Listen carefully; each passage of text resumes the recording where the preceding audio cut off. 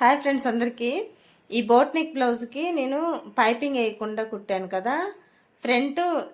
Fronts cut పెట్టి joint వేసినప్పుడు చెమ్కీలు కుచ్చుకుంటాయి కదా, అవి కుచ్చుకోకుండా నీట్గా ఇంకా ఫినిషింగ్ నీట్గా ఉండాలంటే ఒక చిన్న ఐడియా చూపిద్దాం అనుకుంటున్నాను. వీడియో స్కిప్ చేయకుండా చూడండి.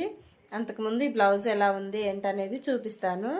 ఫ్రంట్ బోట్ నెక్ పెట్టాను, మల్టీ కలర్ ఉంది కదా, అందుకే ఏ పైపింగ్ వేయకుండా మామూలుగా కుట్టాను. ఏ శారీకైనా సెట్ చేసుకోవచ్చు అని. ఇప్పుడు చెమ్కీలు కుచ్చుకోకుండా ఫ్రంట్ ఎలా జాయింట్ వేసుకోవాలో చూపిస్తాను. చూస్తున్నారు కదా ఎంత నీట్గా ఉందో. ఇప్పుడు ఇటు సైడ్ చూపిస్తాను. ఇవి రెండు పార్ట్లు కట్ చేసుకుంటాం కదా. ఫస్ట్ ఫ్రంట్కి సైడ్ కట్ చేసుకున్నాం కదా, పొడవుగా లైనింగ్ కాను క్లాత్కి ఒక కుట్టేసుకోవాలి కదలకుండా. ఇప్పుడు పై వైపు బ్లౌజ్ పీస్ పెట్టి కింద వైపు లైనింగ్ దగ్గర లైనింగ్ పెట్టుకోవాలి. ఇవి రెండు కలిపి ఇలా ఈ వీడియోలో చూపిస్తున్న విధంగా కొంచెం రఫ్ చేసుకొని టైట్ కుట్టు వేసుకోవాలి. డబుల్ కుట్టు అయిపోయినా పర్లేదు, పైన ఇట్లా అన్నప్పుడు మనం పైన వేస్తాం కదా, ఫినిషింగ్ నీట్గా ఉండటం కోసం. ఫ్రంట్ ఇలా కుట్టడం వల్ల లోపల ఖర్చు కూడా కనపడదు, బ్లౌజ్ కూడా చూడటానికి చాలా నీట్గా కనపడుతుంది. ఇంకా చెమ్కీలు ఉన్నా కానీ కుచ్చుకోకుండా కంఫర్ట్గా ఉంటుంది బ్లౌజు.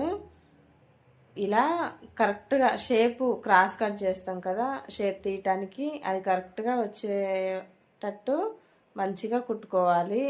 ఎక్కువ తక్కువ రాకుండా ఇలా సరి చేసుకుంటా చిన్నగా కుట్టు వేసుకున్న తర్వాత ఇప్పుడు ఇవి రెండింటిని లోపల లైనింగ్ని పైన బ్లౌజ్ క్లాత్ని ఇలా కరెక్ట్గా ముడతలు లేకుండా సాఫ్ట్గా అనాలి. చూసారా ఎంత నీట్గా ఉందో. చూడటానికి కూడా చాలా బాగుంటుంది. ఈ చెమ్కీలతే కాదు వేరే బ్లౌజులు కూడా ఇలానే కుట్టుకోవచ్చు, ఖర్చు అనేది బయటికి కనపడకుండా. ఇప్పుడు ఆ కుట్టిన పైన మళ్ళీ చిన్నగా కుట్టుకుంటే ఫ్రంట్ నీట్ ఫినిషింగ్ అనిపించింది, ముడత అనేది లేకుండా. చూస్తున్నారు కదా ఎంత బాగుందో. కుట్టి వేసింది కూడా కనపడలేదు, కానీ షేప్ మాత్రం పర్ఫెక్ట్గా ఉంటుంది. చూసారు కదా ఇప్పటి వరకు చెమ్కీలు కుచ్చుకోకుండా ఖర్చు బయటికి కనపడకుండా ఎలా నీట్గా కుట్టుకోవాలో. ఈ వీడియో ఎవరికైనా ఉపయోగపడుతుందంటే వాళ్ళకి షేర్ చేయండి. మన ఛానల్కి సబ్స్క్రైబ్ చేసి లైక్ చేయడం మర్చిపోవద్దు.